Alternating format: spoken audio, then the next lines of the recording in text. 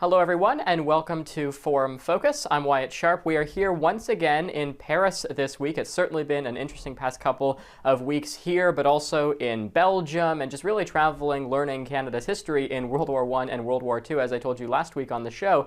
And so I think right now a lot of people are talking about this, and it's interesting to be here and see kind of the geopolitical relations that take place here in Europe, and then kind of comparing that to what happens in Canada and the United States, as we're certainly seeing right now a lot of developments with respect to the trade relationship, between Canada and the United States. Obviously, it's entered really kind of a turbulent phase that has been marked by escalating tariffs and heightened tensions, and this situation has significant implications for both economies and then, of course, as I said, the broader kind of geopolitical landscape as a whole. On February 1st, even, we saw Donald Trump announcing his 25% tariff on all imports from Canada, excluding oil and energy products, which are subject to a 10% tariff. And then this move itself was justified by the administration as a measure to address concerns over illegal immigration, drug trafficking, and particularly fentanyl, as they claim, entering the United States via Canada. But the question that I had on this topic was the fact that if you listen to Canadian officials, only 1% of the fentanyl being imported into the United States is coming from Canada, with the rest of it coming from many other countries. Mexico is certainly one example of that. And Mark Carney, who was just elected as leader of the Liberal Party, is someone who has been touting that figure and who it seems in many respects Donald Trump is not too fond of. We saw on Truth Social even Donald Trump bashing the likes of Pierre Poilievre and Mark Carney himself recently over kind of their stances. He called Pierre Poilievre a not MAGA style politician, and then he went on to reference the likes of Viktor Orban from Hungary and even the El Salvadorian president, saying he wishes Pierre Poilievre could be more like the two of them. But how might Donald Trump expect someone like Mark Carney to govern the country with what in many ways seems like a combative approach? Joining me now to discuss it all is JJ McCullough, Washington Post columnist and YouTube personality. JJ, really good to have you. Thank you so much. Thanks for having me back.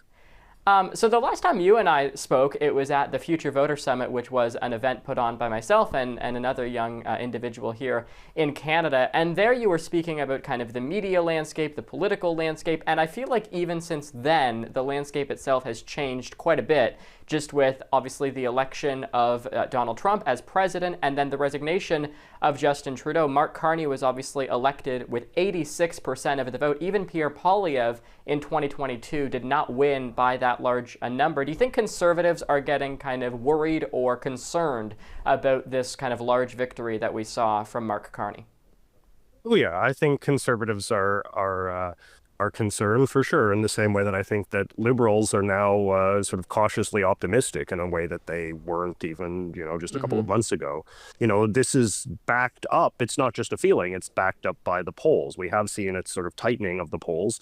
Conservatives will say that they're still in a strong position, which they are, but nevertheless, they were, a few months ago, they were anticipating the largest landslide in Canadian history, and that definitely seems less likely now if we're just going to look at the numbers. It does suggest that, the Trump stuff is obviously a big factor in terms of getting people to sort of rally around the incumbent government. I think it puts the Liberal Party right where they want to be, which is they enjoy campaigning on a sort of like progressive, anti-American sort of sense of patriotism in this country.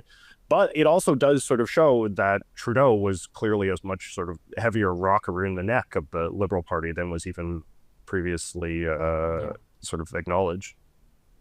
Yeah, and I mean, if we look at what Canada under Justin Trudeau, I mean, we kind of have to make that distinction now, did to kind of retaliate against the United States. They imposed these retaliatory tariffs of 25% on $30 billion worth of U.S. goods. And of course, there's even plans to extend these measures. We're hearing that from Mark Carney if the U.S. tariffs themselves remain in place. Do you think Donald Trump is perhaps more concerned of Mark Carney, this kind of international financier, as they're painting him, as opposed to someone like Justin Trudeau, who he had gotten to know quite well, given Trudeau was also prime minister during his first term? Yeah, I mean, Trump's position via Canadian politics is a little incoherent these days, I must say, because it's true. He did get along well with Trudeau. I think compared to some other world leaders in his first term, he seemed to have a relatively functional relationship. They praised each other on occasion. They renegotiated NAFTA in a way that Trump at the time was sort of willing to celebrate.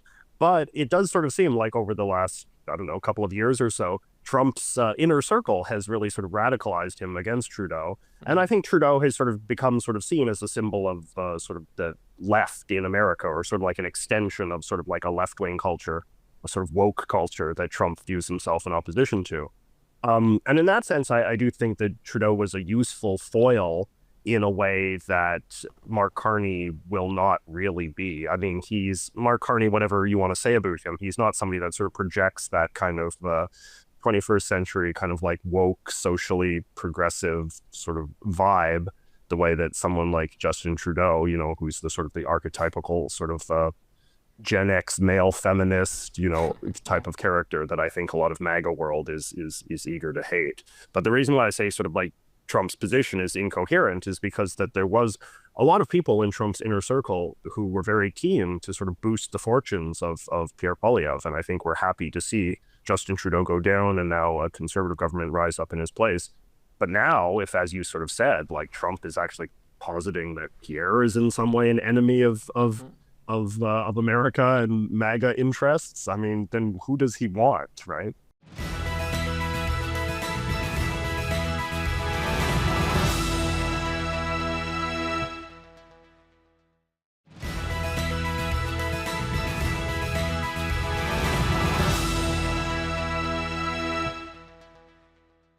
Welcome back to Forum Focus. I'm Wyatt Sharpe here once again with JJ McCullough, Canadian YouTuber and Washington Post columnist. So JJ, before the break you mentioned kind of this relationship between both Pierre Poilievre and Donald Trump. Pierre Poilievre has said that even if he was offered the opportunity to go to, say, Mar-a-Lago or now I guess the White House, he wouldn't necessarily jump at that just because he thinks that it could distract him when his priority should be on Canada. Justin Trudeau, though, also, of course, just a few weeks ago emphasized that the retaliatory tariff actions are necessary to protect Canadian interests and Canadian industries as well. Pierre Poilievre has been taking a fairly similar stance. It seems as if everyone in Canada is fairly united on this. If Pierre Poilievre does get elected as Prime Minister, how will Donald Trump deal with someone who it seems is as much Canada first as Donald Trump likes to say he puts himself America first? Well, I mean, I suppose it suggests that there isn't going to be a lot of diversity of opinion as far as U.S.-Canada relations go, regardless of who is prime minister. The Trump administration has put Canada in a very defensive sort of position, not just sort of in an international context, but sort of in a partisan context as well. If Donald Trump is keen to sort of posit himself as an enemy of all sort of the political options in Canada, then, he cannot expect to really have a sort of functional relationship. It's really quite tragic in so many ways because, Canada and the U.S. have been growing closer and closer, as we always have throughout the course of our mutual history. And, Trump, when he sort of like muses about the 51st state and all that, I mean, on some level, he's clearly like hinting like a fondness for Canada on some level. And yet he is just going about bringing our countries closer together in like the most incoherent, like ludicrous possible way and the most sort of self-defeating, contradictory sort of way.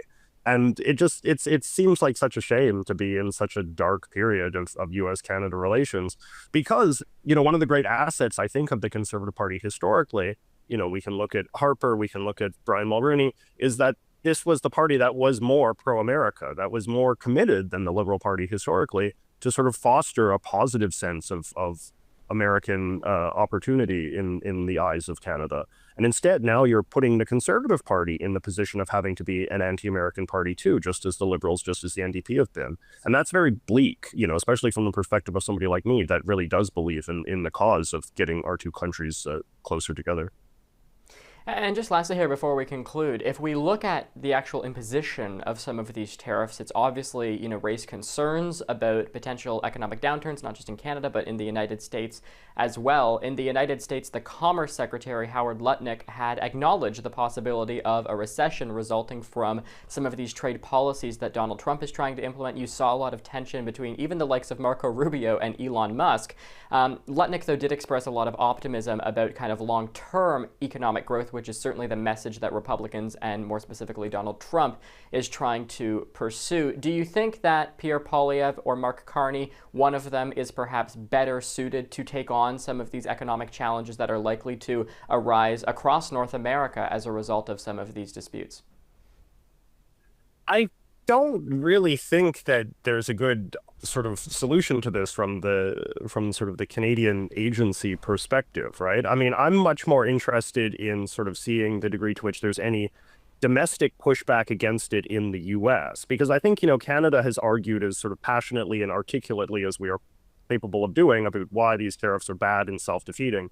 To me, it's been interesting to sort of see some sort of right-wing figures in America, like Ben Shapiro, National Review magazine, who have sort of in recent days sort of put out really harsh editorials condemning the Trump position.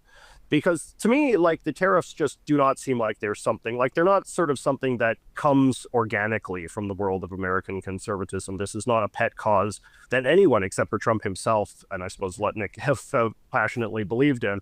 The costs are so self-evident and clear that it sort of really takes a very, very high degree of loyalty and trust in just Donald Trump's leadership as sort of this all-knowing man who can make no mistakes in order to believe that this is remotely a sort of sensible course of action.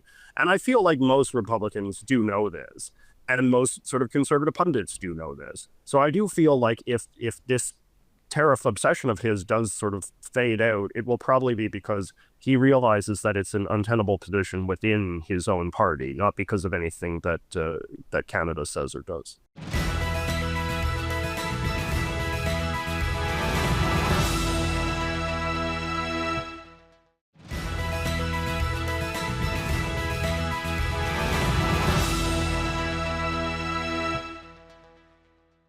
Welcome back to Forum Focus. Well, a few weeks ago on the show, I had Steve Laffey, who ran for president in 2024 in the Republican primary against Donald Trump, on, and I had made a comment on that show that I wanted to have him back on because he had so much good insight and we had such little time.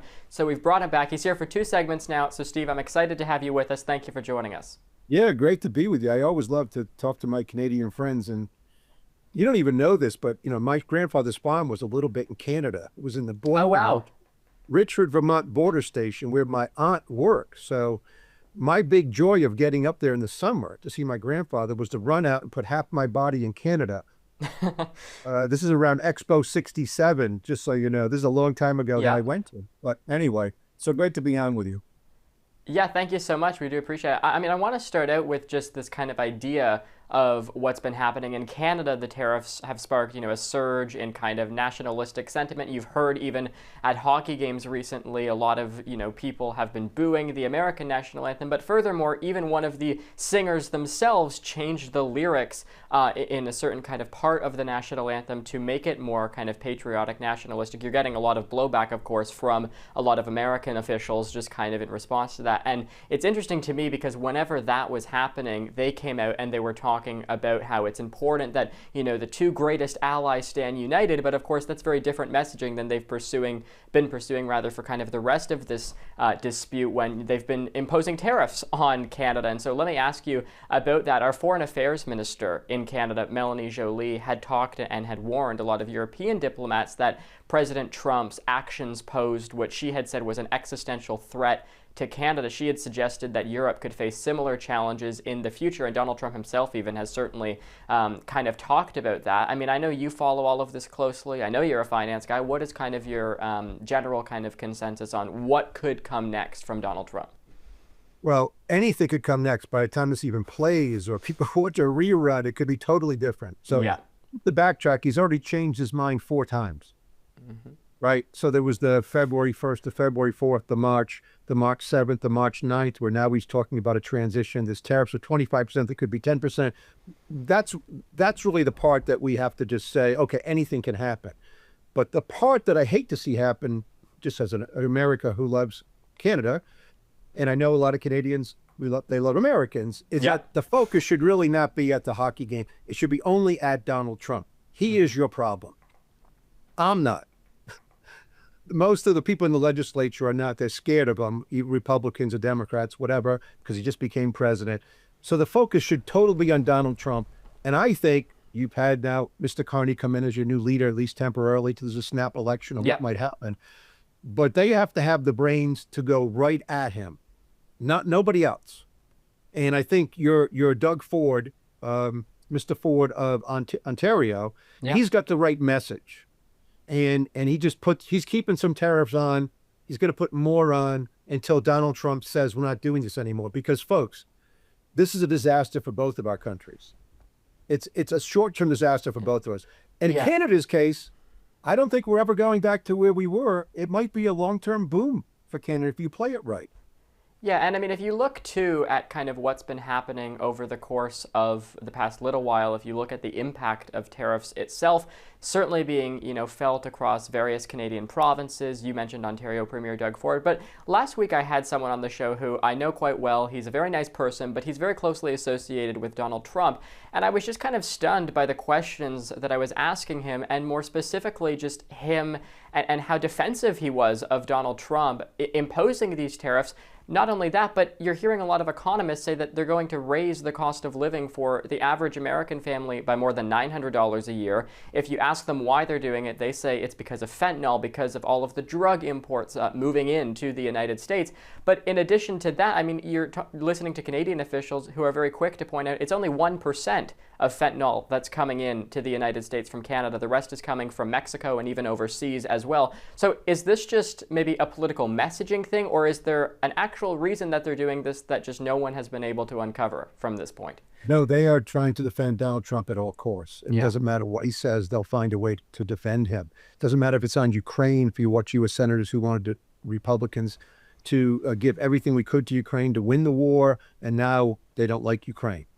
Same thing now happening here. But this is actually worse because, for example, Mr. Lutnick, the new Commerce Secretary, he's out calling it a drug war that he has with Canada. They're making it up. In other words, he knows better. Most people know the law, any economic class you might take in macroeconomics, the law of comparative advantage. You do some things better, a lot of things better in Canada that we can make use of, and especially since we're so close with such a shared border and you're such an ally, you should make the aluminum. We don't really have to make more aluminum.